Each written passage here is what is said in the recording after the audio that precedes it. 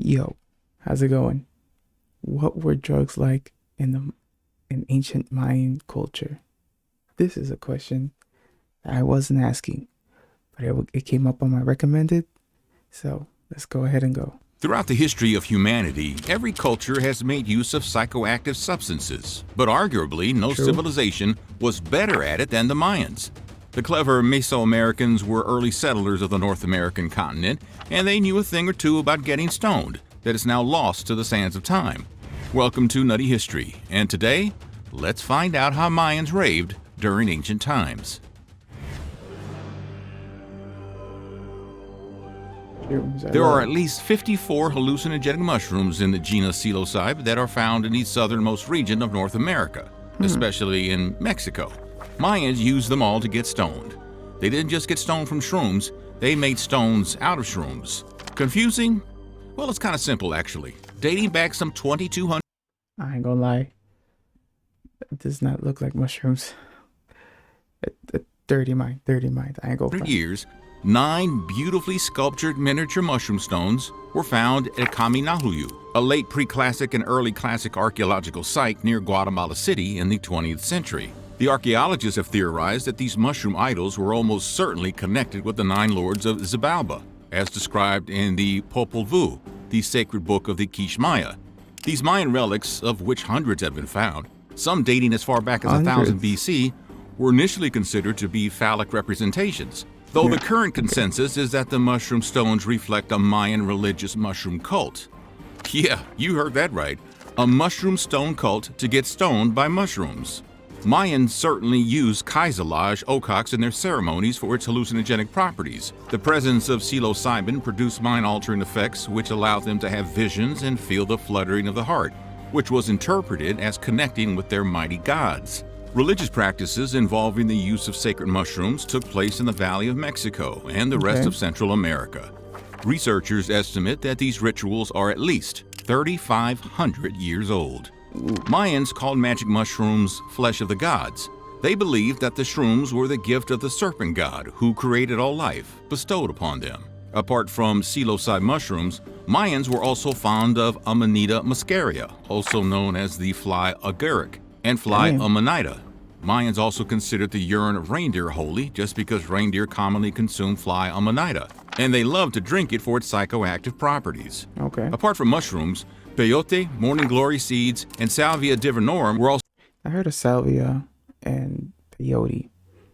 I never heard of morning glory seeds. Like that's the first thing. That's the first time I've ever heard of that. So important means to Psychedelic. achieve another level of consciousness during sacred rituals. Cactus high, peyote. Peyote cactus, for those who do not know, contains 60 hallucinogenic compounds, with mescaline as the primary intoxicating substance. Mayans like to perhaps chew nodules of peyote cacti, or maybe they mixed it in with their drinks. Interestingly, the use of peyote in Mesoamerican culture predates Mayan, with evidence being found in its use in rituals as old as 5,000 years ago. According to a study, traces of peyote being used as a drug has been found in a lot of places in Mexico and the Shumla Cave in Texas. Now, experts say that ingestion of peyote causes colorful visual hallucinations and kaleidoscope visions, That's what I heard off of Joe Rogan. the sensation of weightlessness, and altered perception of time and space. Like psilocybin mushrooms, peyote too disrupts the interaction of neurons and neurotransmitter serotonin. Beware that peyote can cause increased body temperature and heart rate, uncoordinated movements, and profound sweating and flushing. Holy shit. Oh, Mike Tyson. Mayans are known today for their industrious nature and innovative inventions. They were gifted architects, artisans, engineers, and scientists with doctrines principally based on science and cosmology. They also used their creativity and ingenuity to find components to get high where nobody else would look.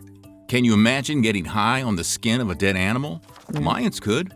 One of the most unusual drugs in Mesoamerica was sourced from the toads in the Bufo genus. The salivary glands of the toad species in this genus produce toxic substances called bufotoxins, which also have psychoactive properties. According to 16th century historian, It's crazy that they decided to do that. Like, so we can get high off mushrooms. What else can we get high off, guys? Come on. This anything. Toads? You know it. Who were able to interact with the last Mayans, they wrote that the Mayans added tobacco and the dried skins of a common toad in the Bufo genus to their alcoholic beverages to make the drinks more potent. Bro. Toads of the Bufo genus secrete a milky, toxic substance to dissuade predators called bufotoxin. And as one knows, healers of every ancient and medieval culture believed that every poison in a controlled dosage was a cure. But for Mayans, it was psychedelic. According to some sources, the Kitsch group of the Mayans still use the skin of this amphibian as an ingredient in their bouch.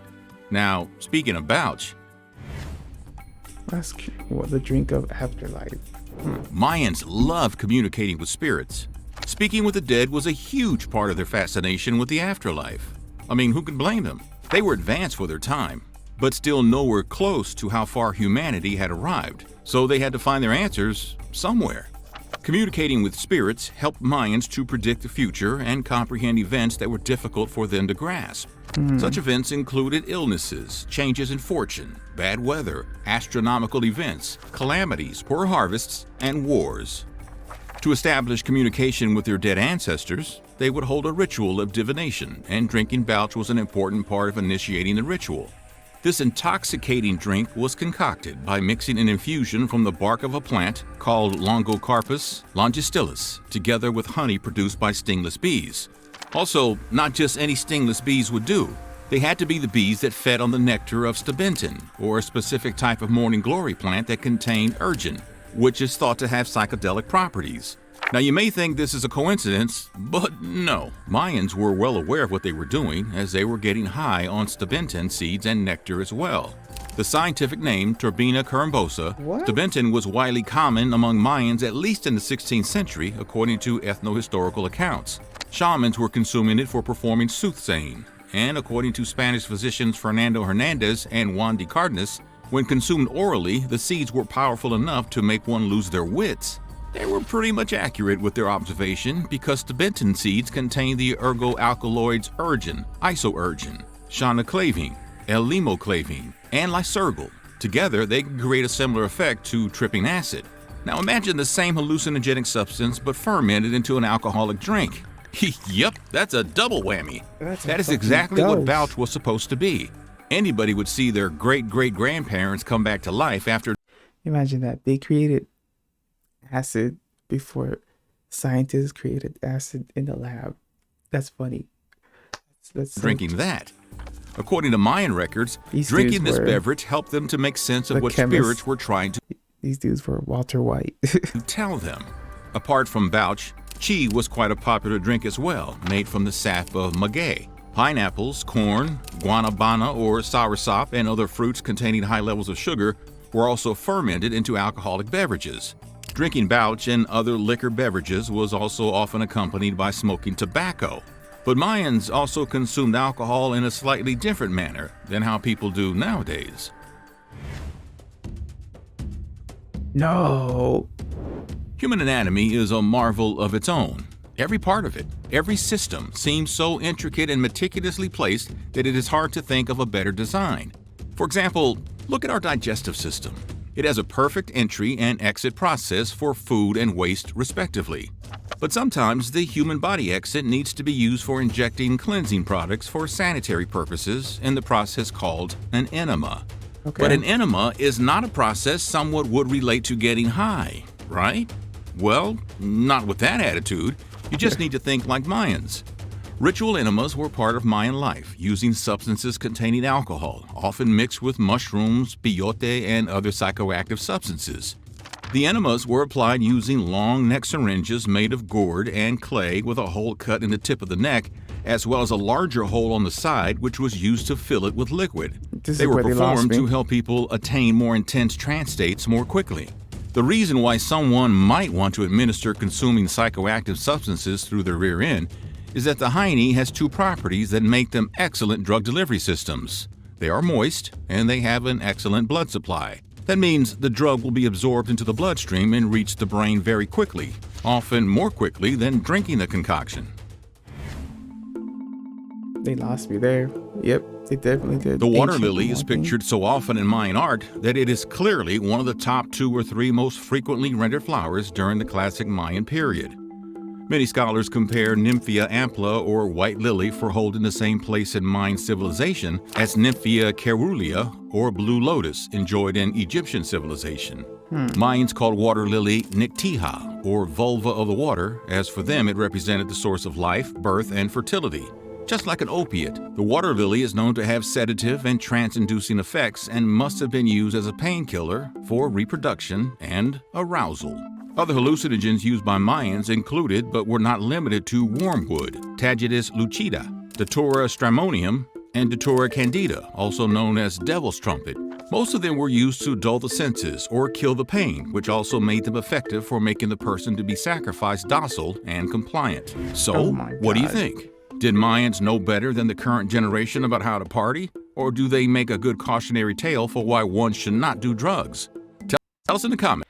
I mean, I have no words. Uh, they had me all the way till the whole rectal like drug effect thing. Like I'm not sticking anything up my butt. That's weird. I ain't with it.